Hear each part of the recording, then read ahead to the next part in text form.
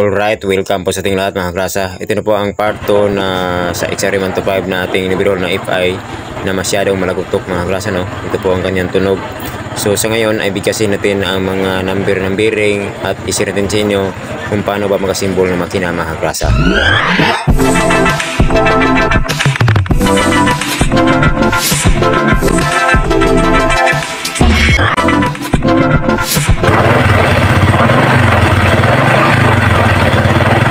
Ganito po ang iyang tunog mga grasa, no? At sa ngayon ay mag-asimbol na muna tayo at isir natin sa inyo kung ano ba ang mga pwesto ng gear at ano bang number ng bearing mga grasas. Bali ito po yun. Bali ito rin. Bali apat pong bearing ang ating pinalitan. Bali dalawang 6203. Yun po, 6203, 6203. Dalawa po. Bali sila po ang mag-partner. At isa namang 6201. So ito po ang 6201. Then isa naman pong 6001. Ito po yung 6001. Sila po ang mag-partner mga grasa sa ano min shop at ito naman sa counter shop itong 6203. I-assemble natin mga grasa ang bawat position ng gear para naman ay ma-share natin sa inyo. Okay, ang ating unahin sa paglagay ay ito po ang kickstarter spindle. Then ito naman po ang counter shaft assembly po mga grasa. Okay, tiknot may washer po dito. Ito naman ang first gear. Mayroon po itong 35 teeth po mga grasa. Then followed by the third gear. Mayroon po siyang 23 teeth. Ganito po ang kanyang posisyon. At ang kasunod ay ang fourth gear 24 teeth po mga grasa. Okay, ito po ang kanyang posisyon. Then last second gear 31 teeth. Okay, dito po yan nakaposisyon mga grasa. Okay, dito lang natin nilagay itong counter shaft gear assembly. Yan ang kanyang posisyon mga grasa. Okay, bago natin ilagay ang main shaft, tanggalin man natin itong kanyang second gear mga grasa. At ito naman po ang main shaft gear assembly mga grasa. Okay, take note, itong first gear ay nakapix yan dito sa main shaft.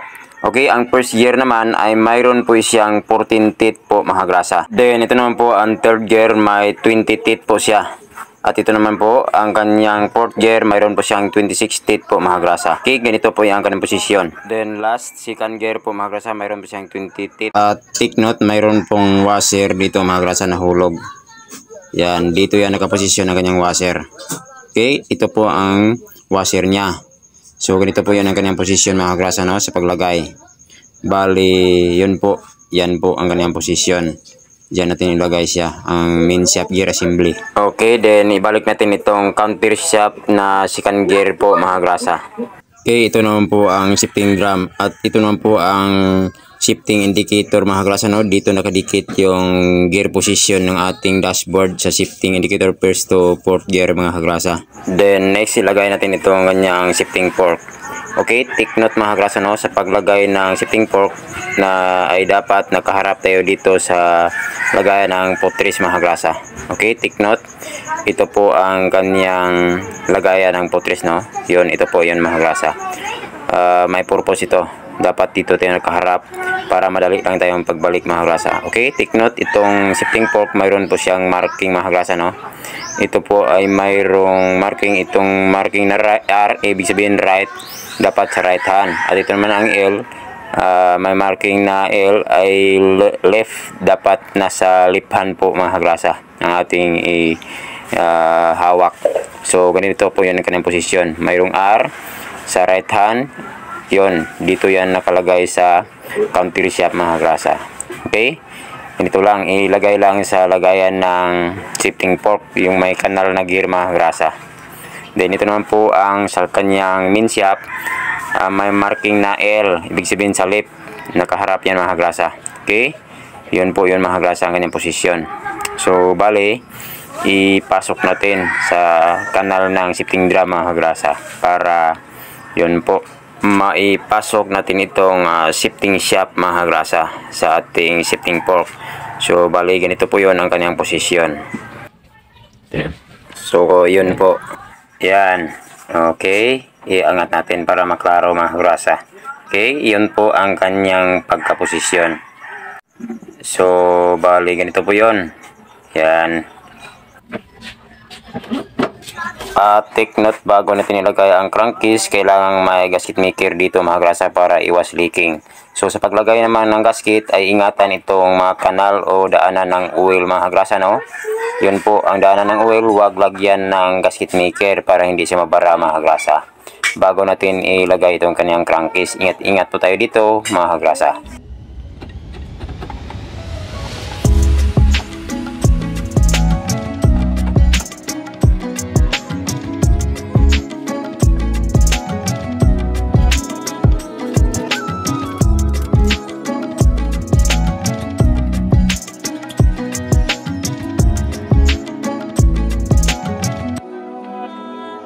So bago natin ilagay ang oil pump driven gear, ilagay muna natin itong kanyang pin mga grasa. Okay, dito lang yan ilagay. Next, ito naman ang oil pump driven gear mga grasa, na siyang mag-drive ng oil pump gear. Then isunod naman natin itong gear shifting spindle mga grasa.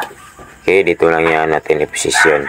Then ito naman po ang parang star. Ito ang shifting drum lock plate, mayroong maliit na dalawang pin. Dito na natin ilagay mga grasa sa shifting drum. Okay, dito lang yan ilagay mga grasa, no? Then, ang isunod naman natin sa paglagay ay ito naman pong parang star. Itong shifting drum lock plate. So, yun po mga grasa, no? Ganyan position. Then, tapos ilagay natin itong kanyang pinaka-lock. Then, allen bolt mga grasa. Then, ito naman pong engineering plastic collar. Itong hindi masyado mahaba. Next, ito namang retainer ng return spring mga grasa. Then yun po mga grasa, no? Bago nilagay ang return spring, ito namang mahabang plastic collar. Ang spring ng ating return spring ay yan, dito lang yan nakaposisyon mga grasa. Then ito naman po, may cooler naman dito sa ating clutch.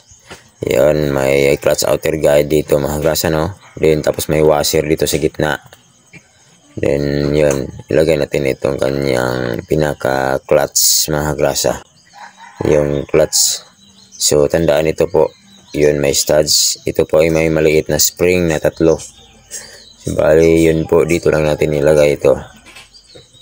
Ito po ang fuel injector na FI ng clutch assembly. Mayroong spring po siya mga grasa, no?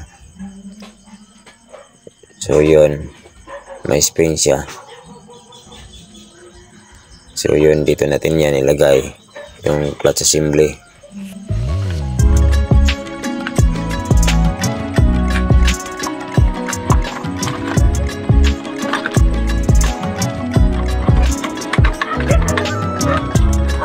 Then may washer yan dito mga grasa nakalagay. Then take note, may lock washer yan. Then yun po, mayroong marking na out. Yun, may marking na out na washer. So, bali lock nut naman mga grasa, no? So, itong malaki ay yun, maliit dito. At ang malaki naman ay dito sa kabila. Ayan. Matapos mahigpitan ay yun po, lagyan natin ng gasket. So, itong takip naman. Bali, may 3 bolts po siya mga grasa, no? Higpitan lang ng maayos. So, dito yan may bearing ng clutch. Then take note, itong marking na to sa ating clutch brake, ayun, itapat lang sa marking ng shifting spindle. So ito po yun ang ganyang posisyon, no? Kailangan magkatapatan at magkalain itong ganyang marking. So yun, ilagay natin. So yan, ilagay lang. Tapos yun po, may spring bago ito. Then yun, gasket naman.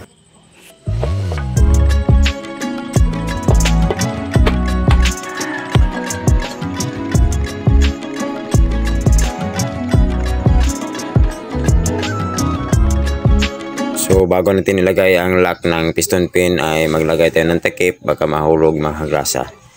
Then yun, gasket naman. So black, ito yung cylinder black. Then cylinder gasket. Then sunod natin itong kanyang timing chain po mga grasa. Yan. So yun po, may roller guide po dito. Take note, ay dapat na may tapat tong bolt mga grasa. So yun, ipitan natin. Yun, ito po ang cylinder head. kaya lagyan itong dalawang cylinder head mounting bolt. So yun, higpitan natin itong 4 na lock nut ng stud bolt head mga kagrasa ng cylinder head. So higpitan lang ng maayos. Then ito naman po ang driven gear o drive gear po mga kagrasa. Take note, mayroon po siyang needle bearing dito. Then reduction gear naman ang ating starter. So ito po ang kanyang posisyon, tapos may spacer. Yan po, flywheel naman mga kagrasa, no. So sa pagsagawa ng TDC o top dead center, itong mga marking na to ay dapat yan ay magkalain yan dito. So ito po, may marking yan. Sa paglagay natin ng o pagsagawa ng TDC, magkalain dapat itong mga marking. Yun po. So bali, ito po, yun. Yun, ito rin. So sa paglagay natin ng camshaft sprocket, yun po, may marking yan, may point mark. So dapat ay yun po, ito ay itapat yan lang dito po mga grasa, yun. Dito, tapat lang. So yun, ilagay natin itong kanyang camshaft sprocket. So kailangan na pagkatapatan mga grasa, huwag magkamali para magkaroon siya ng exact running mate between mechanical and electrical mga grasa. Yung kanyang pag-tap ng piston ay nakadeliver siya ng kuryente. So yun po mga grasa, no, ang kanyang posisyon.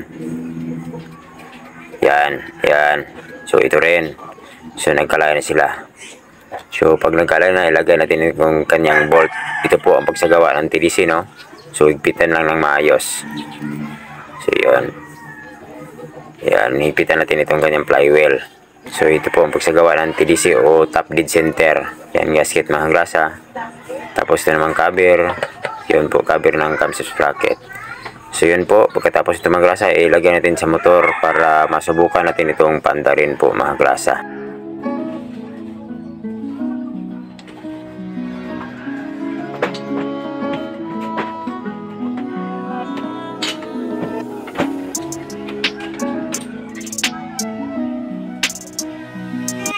Yun po, subukan natin na pandarin mga grasa.